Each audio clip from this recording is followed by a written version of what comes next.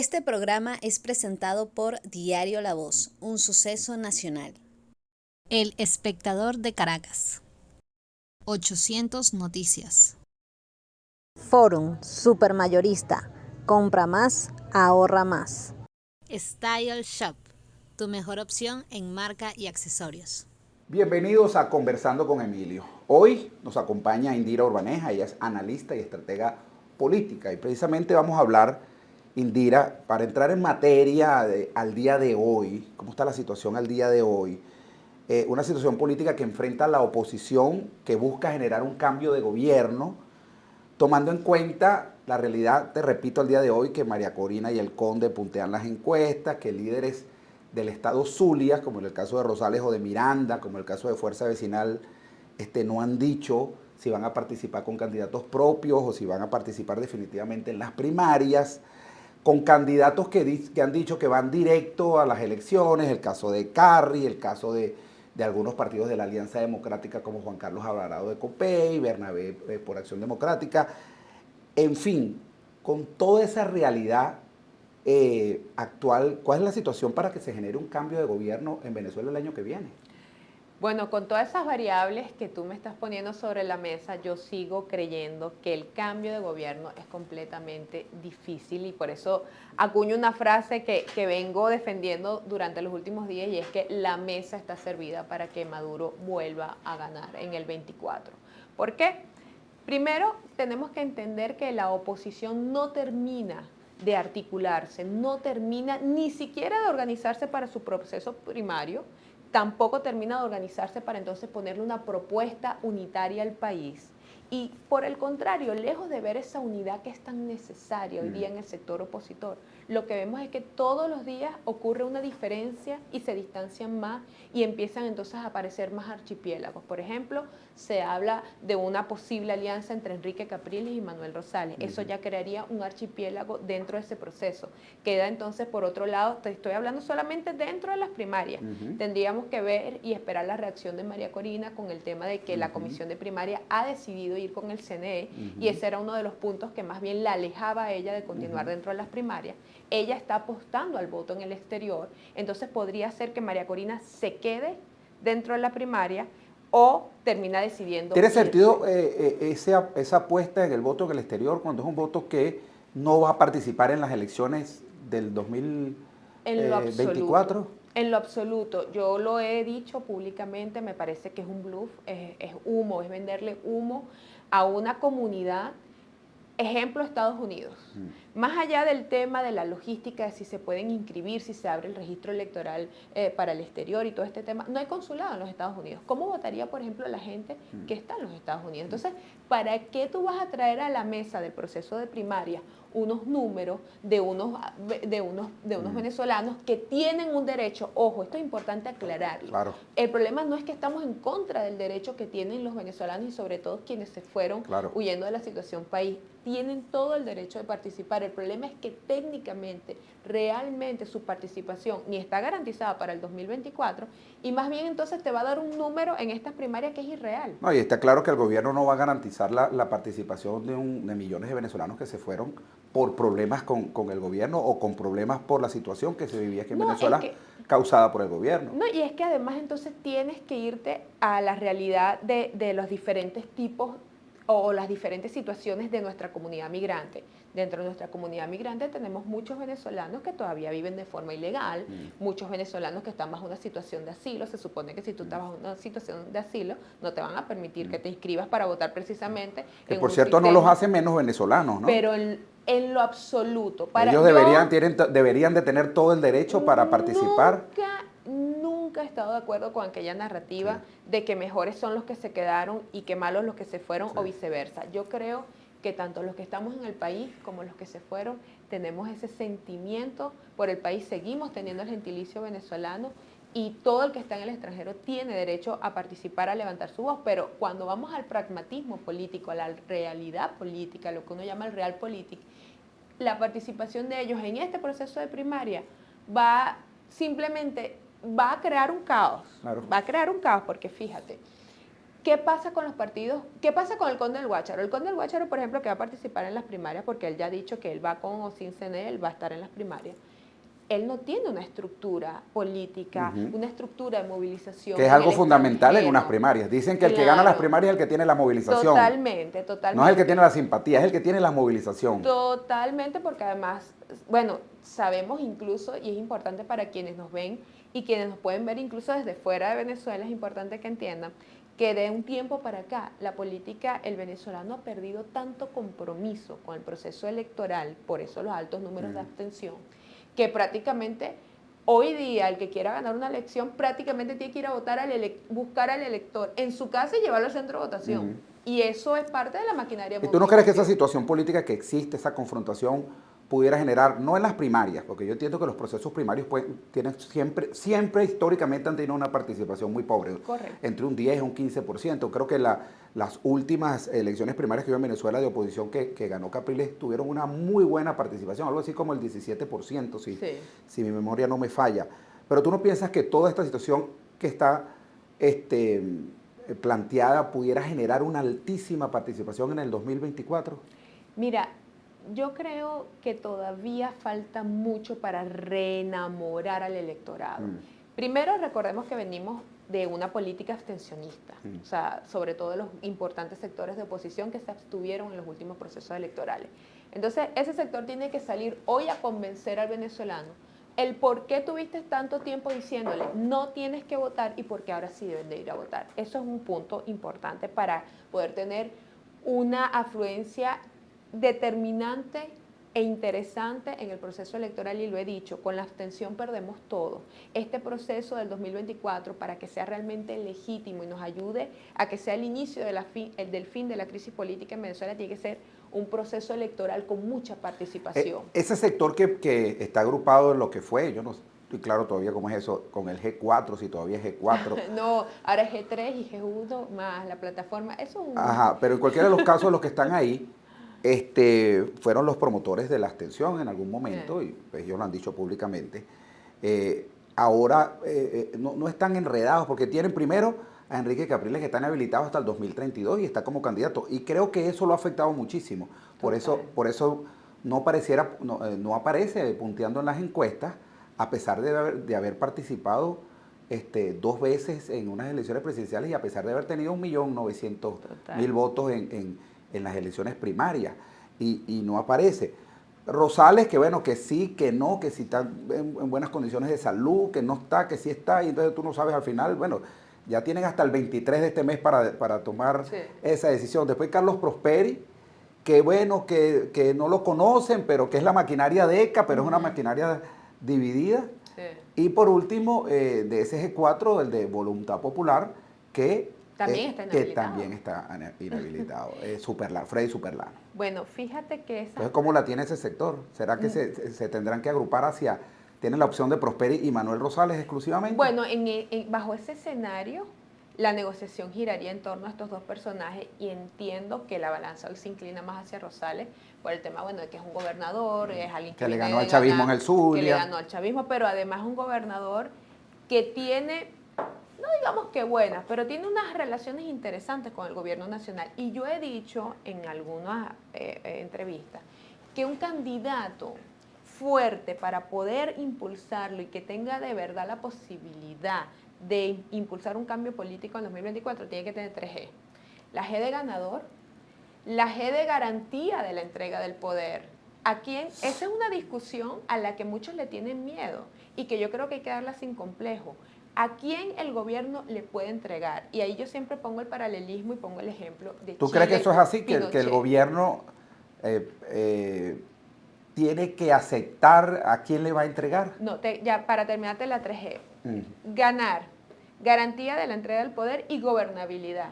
Si tú no tienes esas 3G, tú no puedes perfilarte como el candidato o la candidata que realmente garantice un triunfo. Y ahí caemos entonces en tu pregunta, porque la segunda G, que es la garantía de la entrega del poder, no es que se trata de que en una democracia quien está saliendo o quien va a salir no puede escoger a quién le va a entregar. Pero después de 25 años de confrontación, en un gobierno donde las principales cabezas tienen precio, tienen Estados Unidos en su proceso pues, de sanciones, los ha cercado, los ha encerrado en el país. Y después que tienes una oposición tipo María Corina, que durante mucho tiempo les ha ofrecido que en el momento que ella llegue al poder, pues los va a meter preso, pues va a ir tras de ellos, que al chavismo hay que eliminarlo, que al chavismo hay que desaparecerlo, entonces la palabra de yo le entrego a con quien yo me sienta seguro y cómodo, entra en juego. Y es una discusión difícil porque tú lo acabamos de decir aquí, bueno, en ningún sistema democrático nadie escoge a quién le quiere entregar. Sí, pero es que estamos en una situación política mucho más compleja. Y eso es mentira. No estamos en una democracia perfecta. No, mira, es que ya el problema del concepto de democracia lo podemos discutir muchísimo. Desde la Patagonia hasta Canadá, yo creo que la democracia está sufriendo un cambio y una transformación como la conocemos y como sistema. Pero más allá de decir si estamos o no en un sistema de democracia perfecta, estamos en un proceso político que nos obliga a pensar de manera diferente. Pinochet, Patricio Aylwin, Chile. El candidato popular para asumir el primer periodo, si le ganaban a Pinochet, era Lagos, porque era el que tenía los números. Pero sabía que le era incómodo a Pinochet y le era incómodo a las Fuerzas Armadas.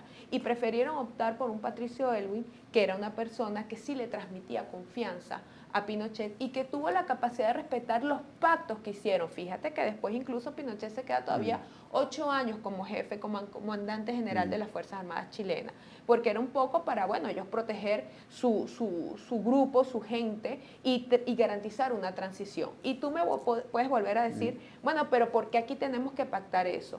Bueno, porque es que yo, si controlo hoy día el poder como lo controla el gobierno, ¿por qué yo te voy a entregar a ti la silla de Miraflores para que me vengas a meter preso a mí, me vengas a perseguir y vengas a perseguir a toda mi familia? Para pensar en una alternabilidad de poder, tenemos que pensar en una oposición democrática que le garantice al chavismo, no impunidad, porque eso es otra cosa, pero que le garantice al chavismo que no va a haber una persecución. Que no va a haber ni una cacería de y ahí tú analizas en esa segunda G al gobierno y a las Fuerzas Armadas en conjunto o por separado. No. O sea, son dos instituciones distintas que tendrían que aceptar quién es la persona en esa transición. En conjunto, y te digo por qué. Uno de los peores errores que cometió toda esta gente que se agrupó alrededor del mal llamado gobierno interino fue cuando empezaron a amenazar a Padrino López, a las principales cabezas, cuando permitieron, por ejemplo, que John Bolton o que el senador cubanoamericano, ¿cómo se me vaya el nombre de este señor? Marco Rubio. Amenazaran a las Fuerzas Armadas y le ofrecieran braga naranja y les vamos a dar braga naranja si no sacan a Maduro ahorita y esto. Entonces ahí se creó un quiebre entre ese sector de oposición y las Fuerzas Armadas que sabe, que siente que ese sector de oposición no es democrático, no los respeta y no los reconoce. Y eso fue un error que lo critiqué en su momento, porque tú sabes que las Fuerzas Armadas tuvo un papel fundamental en el 2015 cuando el chavismo pierde la asamblea. Claro. Y yo creo que la gente se olvidó que el señor Padrino López yo creo que dio el anuncio antes que incluso la misma Tibisay Lucena del CNE. O sea, fue la Fuerza Armada. Que lo estaban retrasando y entonces ahí no se sabía qué estaban haciendo. Fue la Fuerza Armada la que garantizó el cumplimiento de la voluntad popular en el 2015. Lo que pasa es que tenemos unos políticos que no analizan bien sus estrategias y entran en un espiral de oscuridad, y por eso es que yo siempre he dicho, tienen tantos años fracasando para desalojar al chavismo del poder. Porque si ellos hubiesen sido inteligentes, sobre todo ese sector del interinato G4, y se hubiese recordado de ese episodio de que fue precisamente la Fuerza Armada que garantizó el cumplimiento de la ley y de la voluntad de la gente en el 2015, no hubiesen atacado tanto a las Fuerzas Armadas como la han atacado. Entonces, si yo soy el comandante en jefe de las Fuerzas Armadas, el ministro de la Defensa, ¿por qué yo le voy a entregar o por qué yo me voy a sentir cómodo con que, por ejemplo, María Corina Machado sea la presidenta del país, cuando esa señora ha dicho que los militares, eso es una cuerda de narcotraficantes, que son personas que hay que hacer cambios en las Fuerzas Armadas y todo esto? De esa forma, convirtiéndote en una amenaza para el chavismo y para las Fuerzas Armadas, ¿cómo tú obtienes las dos últimas G? que es la de garantizar la entrega y la de la gobernabilidad, porque olvidémonos de la de garantizar la entrega. Supongamos que el chavismo diga, bueno, perfecto, no me interesa quién gane, nosotros le vamos a entregar al que gane. ¿Y cómo gobiernas? ¿Cómo gobiernas en un país donde todas las instituciones obedecen a una línea ideológica que ha sido trabajada por el chavismo durante los últimos 25 años? ¿Cómo gobiernas con todas las alcaldías en contra? ¿Cómo gobiernas con todas las gobernaciones en contra? ¿Cómo gobiernas con la Asamblea Nacional en contra? Ah, no, chévere, hacemos como Carmona. Quien gana entonces va a tener que eliminar todos los poderes y empezar de cero. ¿Y el país para cuándo? Porque la gobernabilidad, Venezuela ya necesita de verdad que aquí se empiece a gobernar. Aquí no se ha gobernado los últimos, desde el 2002, porque el 2002 la confrontación política ha crecido tanto que el chavismo lo que se ha dedicado es a defenderse y defenderse para estar en el poder. Y la oposición se ha dedicado a conspirar para sacar al chavismo del poder. Y por eso es que aquí no tenemos una gran gestión de gobierno, porque se han dedicado al tema político y no a gobernar para la gente. Indira, vamos a ir al corte de publicidad. Ya me has dicho quién no tiene esas 3G, pero no me has dicho quién las tiene. Vamos a ir al corte de publicidad y al regreso más de Conversando con Emilio. Hoy con Indira Urbaneja, ella es analista y estratega política. Ya regresamos. A pesar de la crisis, el diario La Voz cumple su compromiso de informar con imparcialidad y valentía. El impreso, la versión digital y nuestras redes sociales te conectan oportunamente con el acontecer nacional e internacional. Diario La Voz, un periódico para la Venezuela de hoy. Diario La Voz, un suceso nacional. Estamos de regreso conversando con Emilio, hoy con Indira Urbaneja, ella es analista, estratega política, y dejamos una pregunta al aire. Indira nos comentaba de las personas que no cumplían con unos requisitos de unas 3G que ella ampliamente definió, pero entonces le dejamos la pregunta al aire. Entonces, ¿quién? Porque si es quién no, bueno, ¿quién sí? Bueno, valga decir quién sí, si ese está dentro de la plataforma o si está fuera de la plataforma. Tú sabes que esa pregunta me la hacen muchísimo porque además me dicen, bueno, es que al final tú los criticas a todos y es que tú no quieres que ninguno vaya, tú lo que quieres es que Maduro gane. Le digo, bueno, mi trabajo es no es criticar, es advertir las cosas, por eso a veces soy muy incómoda. Y tú adviertes lo que ves, no puedes inventar una realidad que no existe. Yo soy incómoda realmente porque, por lo general, nuestra política todavía es muy inmadura. Y a la gente no le gusta que tú le señales sus fallas, sino que lo adules. El político venezolano le encanta que le diga que va bien, que lo está haciendo perfecto. Mira, pero te estás cayendo por el barranco. Ay, esa mujer es una fatalista, me dijo que me iba a caer por el barranco. Yo dije, por ejemplo, que el interinato, eso no iba para ningún lado. Y mira el resultado. Y para eso no hay que ser ni muy inteligente, ni bruja, ni nada. Eso es un tema de que cuando uno analiza... A veces yo digo cosas que ni a mí misma me gustan, pero es la realidad. Es lo que tú ves. Es como cuando tú vas al médico, tú quieres que el médico te diga que estás bien, que no te hace falta nada, o que te diga la verdad. Claro, entonces por eso es que a veces uno es incómodo. Fíjate que yo al día de hoy todavía no veo ese candidato 3G, porque hay uno que tiene una G, hay uno que tiene 2, G hay y uno... media. Sí, G y media. Todavía no veo el que la tenga, porque sobre todo la segunda G, esa... de donde yo tengo la garantía de que me voy a poder sentar con el gobierno a negociar una transición y una entrega pacífica del poder. Una entrega pacífica. Esa segunda G sobre todo. Es la más difícil. Es la más difícil porque de ganar en las condiciones actuales, yo creo que hay gente que tiene posibilidad de ganar. Incluso de ganarle a Maduro si fuesen de verdad en lo que uno llama una terna unitaria. Pero la segunda G todavía no la veo muy bien, no la veo muy clara en muchos candidatos y candidatas. ¿Y en Rosales no ves esa segunda G o en el Conde del Guácharo también, por ejemplo? Ese acercamiento, recordemos que Rosales recibió a Maduro y a Cilia. Eso es una foto muy potente de Rosales sentado en la sala de su casa, o del despacho, creo que era en su casa, que los recibió. Es una foto potente que a los radicales no les gusta, porque lo primero que dijeron en ese momento... Potente porque... Mira, me recordó mucho a Patricio Aylwin sentado con Pinochet, y con esto no es que estoy comparando a Maduro, dictador Pinochet, no se vayan por ahí, ese no es el análisis, él es el análisis del entendimiento de quien debería de entregar el poder y quien lo podría recibir. ¿no? Entonces esa foto fue muy importante porque Maduro no lo ha hecho con ninguno de los otros gobernadores de oposición. Con el único que lo hizo fue con Rosales. Y Rosales por eso fue muy criticado, porque entonces aquí todo el mundo cree que tú vas a garantizar la entrega del poder amenazando al chavismo y cayéndole a palo al chavismo. Eso no existe. A la gente no le gusta que yo diga esto, pero es la realidad. Estás obligado a entenderte con el chavismo para poder garantizar una transición. Pacifica. Pero por supuesto, o tenemos que escoger entonces el caos y el desastre, y lo hablábamos antes del corte, este país ya merece que se acabe la confrontación política. La oposición tiene que buscar el cambio político a través de la política. La democracia se defiende con más democracia, no con golpes de Estado, no con gobiernos interinos, ni con toda la locura que han hecho. Ahora, tú no ves, por ejemplo, una alianza, siendo muy pragmático, entre, por ejemplo, en el Zulia Un Nuevo Tiempo y en Miranda Fuerza Vecinal, que obtuvo 350.000 votos con la candidatura de David Uzcategui. ¿Eso no sería una alianza ganadora? No, sin duda Más allá de la persona que acuerden esos dos partidos, sea Rosales, o sea alguien de Fuerza Vecinal, o sea alguien de sin duda es Un una Nuevo alianza Tiempo distinto a ganadora Rosales. dentro del espacio de la primaria. Yo estoy convencida de que si ellos se unifican, lo que salga de esa terna puede ganar las primarias, porque tiene movilización, estarías uniendo la maquinaria de Un Nuevo Tiempo con la de Fuerza Vecinal, con la de Primero Justicia, si Capriles se plegara a esa terna, por ejemplo. Yo creo que esa es la terna ganadora dentro de la primaria. Ya después para hablar... Y ahí habría entonces ya esas 3G se estarían conformando si hubiese una... Si fuese alrededor de Rosales es posible. Lo que yo no he medido todavía es cuál es la aceptación de Rosales con la Fuerza Armada.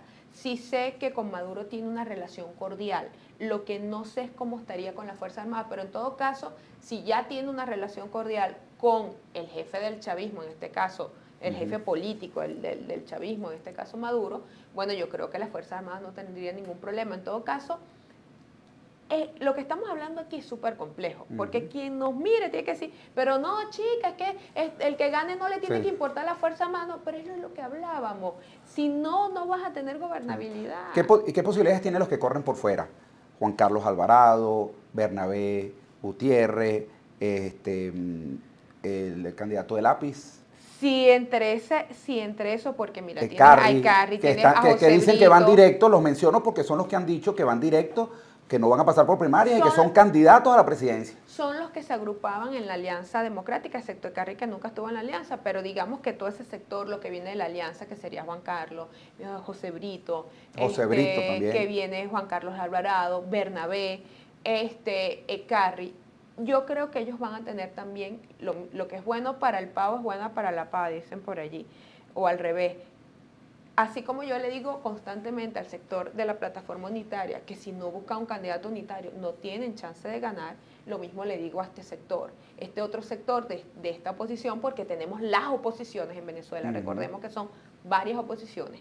Ese sector de oposición, si no se unifica, tampoco va a tener muchos chances, porque imagínate tú, si se lanza Bernabé, Brito, Carri y Juan Carlos son 4, y Bertucci, que creo que también está peleando, son 5 candidatos. Entonces imagínate 5, si María Corina se va por fuera son 6, más lo que resulte de la primaria son 7. Ah, bueno, Maduro, mi amor, ahí repetiríamos la frase con la que arrancaste, que me diste un titular, por cierto. Sí. La mesa está servida para que gane Maduro. Totalmente, o sea, con esa realidad, pero por si supuesto, esa fuese la realidad. Si el escenario, juguemos al escenario. Y hemos esmechado a la oposición, pero y el PSUV, en el PSUV todo es amor y paz. No, en lo absoluto. Por primera vez, después de 25 años, veo grietas importantes e interesantes de analizar dentro del PSUV. Y yo creo que uno de los mayores retos del PSUV frente a esa posición tan dividida y fragmentada, su principal reto no es la oposición. El principal reto hoy del chavismo es el mismo chavismo. Es un chavismo que ha tenido que salir a admitir hechos de corrupción. Es un chavismo que ha tenido que salir a admitir que hoy estamos pasando por una situación muy crítica. Atacar grandes líderes, porque el Aizaimi no es cualquier pesubista militante de base. Una persona con una cabeza dentro del gobierno. Con un altísimo costo político para el gobierno. Por eso es que yo he dicho que el chavismo no puede seguir siendo su propio contralor, que el chavismo no puede seguir investigándose a sí mismo, ni puede seguir metiéndose preso a sí mismo, porque eso tiene un costo político en su base. Por eso es que te digo que después de 25 años veo unas grietas dentro del chavismo. A diferencia de la oposición, esas grietas ellos las van enmendando sobre la marcha, pero no se fragmentan como se fragmenta la oposición. Entonces ellos, a pesar de todo, entienden que la permanencia en el poder significa que deben de avanzar unidos. Pero sí, por supuesto que después de 25 años, además es natural el desgaste. Después que tú tienes 25 años en el poder, es lógico que existe un desgaste, pero además el gran problema que hoy tiene el chavismo, o que tiene incluso Nicolás Maduro como jefe del gobierno, son las demandas sociales. Un Nicolás Maduro que hoy no ha podido todavía garantizar o hablar o hacerle una propuesta al país en el tema salarial, que no ha podido resolver. Necesita dinero. Y dinero está... No sé si la contratación, la nueva participación de Chevron en todo esto de la explotación petrolera le genere el recurso suficiente para resolver esas demandas sociales. Bueno, es que recordemos que estas licencias que han otorgado los Estados Unidos, sobre todo a Chevron, son licencias incluso para la explotación de gas costa afuera con Trinidad, que también dieron una licencia para eso, que significaría un ingreso importante. Todas estas licencias vienen mochas, como digo yo, porque le permiten operación, todo, pero limita el ingreso de cash flow, de flujo constante de dinero al gobierno. Y además recordemos que este tipo, después de tener una empresa o nuestra industria petrolera prácticamente casi que paralizada, este tipo de ingresos y este tipo de recuperación económica por la vía petrolera son lentos, no es. Y después de ese robo y ese desfalco de Tarek El Aissami y todo su combo, reponer dinero a las arcas públicas para poder enfrentar lo que sería un aumento salarial digno se ha hecho imposible. Y al chavismo le tocó salir a decir: no tenemos dinero nada más no por las sanciones, no tenemos dinero porque aquí una gente se robó esa plata. Entonces fíjate que el chavismo sí tiene hoy día serios inconvenientes, pero a diferencia de la oposición lo sabe manejar mejor, o por lo menos... Los maneja internamente y no públicamente, mientras la oposición, bueno, prenden el ventilador, como se dice popularmente. Hace un manejo más inteligente de su crisis. Aquí es donde los que manejamos crisis sabemos que el chavismo en ese escenario se comporta mejor. Al contrario, en la oposición siempre están esperando una crisis para terminar de desmecharse. Indira, tú hablabas ahorita y los he hecho mención de que hay varias oposiciones. En tu Instagram, revisando yo tus redes sociales para hacer la producción, hay una frase, ¿no? Te voy a leer textualmente lo que dice tu Instagram. Claro que he tenido discrepancias con el gobierno actual. Ser autocrítico es ser revolucionario, pero para mí esta oposición jamás ha sido una opción de cambio. Imposible apoyarlos. No cuenten conmigo para joder. Y sí para ayudar. Y sí para ayudar. Claro. Entonces, bueno, poniéndole nombre y apellido a esto, ¿a qué oposición tú apoyarías o qué oposición tú sientes que valdría la pena apoyar para lograr un cambio? Que no es un cambio de gobierno por tener un cambio de presidente, sino por un cambio de modelo. Esto lo estaría diciendo yo. Correcto. Para tener un cambio de modelo, porque definitivamente nos llevaron por un camino que no fue el correcto, que nos llevó a tener una hiperinflación que jamás en la vida, y el gobierno tiene 25 años echándole la culpa a alguien. No. Ya no le puedes echar la culpa al gobierno anterior. El gobierno anterior es Chávez, entonces ya no le puedes echar la culpa al gobierno anterior, o el gobierno anterior es Maduro, que ya tiene un segundo periodo. Entonces, bueno, aquí la narrativa es distinta, pero al final el gobierno no es culpable de nada y mira dónde estamos, ¿no? Entonces, creo que es necesario, esto es mi opinión, un cambio de modelo más que el cambio de la persona. ¿Con quién tú sentirías representada? Mira, primero, yo no comulgo con ningún sector de oposición que pida sanciones. No comulgo con ningún sector de oposición que pida intervención extranjera para el país.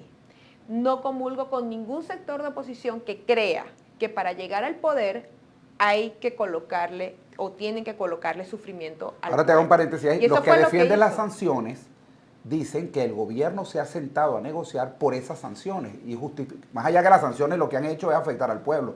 En eso estoy clarísimo. Pero dicen que las sanciones han sido importantes para sentar al gobierno a negociar. Ok, y ahora yo te haría una pregunta cargada de mucho cinismo. ¿Y qué han logrado? ¿Qué tanto ha negociado el gobierno? lo han puesto contra la pared. El gobierno se sienta a negociar y logra más cosas que la oposición, si te das cuenta. ¿Qué tanto ha logrado la oposición? Después, mira, si hacemos un balance, realmente, ¿qué logró la oposición con que hayan más de 900 sanciones, con que le pusieron precio a la cabeza de Diosdado, de Maduro, de Padrino? ¿Qué se ha logrado? No, es que gracias a eso se sienta a negociar. ¿Pero qué negocia? ¿Qué es lo que el gobierno hasta hoy ha entregado a la oposición como para que la oposición me diga a mí, valió la pena ponerle las sanciones? No ha entregado nada. Retomando lo que estabas diciendo, entonces no te sientas con nadie que quiera sanciones. Nadie que atente contra el país, nadie que crea. ¿Con quién sí te sientas? Con la gente que entiende que hay que recuperar la política, que aquí lo que tenemos que dedicarnos a hacer política, que entender que es la vía del voto, pero la vía del voto, no nada más, bueno, aquí estoy yo y vamos a elecciones, no, es la vía de irse otra vez a la política vieja, al casa a casa, de irse con la gente, motivarla a votar, motivarla de verdad a volver a la política. Con esa gente sí me siento, con la gente que entiende que no es ir yendo a decirle a los Estados Unidos, ay, mire, Maduro es malo, vamos a sacarlo. No, es la gente que entiende, mira, aquí tenemos que organizarnos, aquí tenemos que volver a la política, aquí tenemos que tirarle un puente a los militares, aquí tenemos que tirarle un puente a los chavistas, a los que están descontentos, a los que quieren cambio. Y tú dijiste algo que es fundamental, que a muy poca gente se le ha escuchado. Más allá de perseguir un cambio de persona, es un cambio de modelo. Porque yo incluso viniendo al chavismo, porque yo milité en el chavismo, defendí a Chávez, reivindico a veces cosas de Chávez y tengo un sentimiento por Chávez que no me lo va a cambiar nadie, porque el chavismo es un sentimiento, no es una teoría política y eso se lo puede discutir a quien quiera.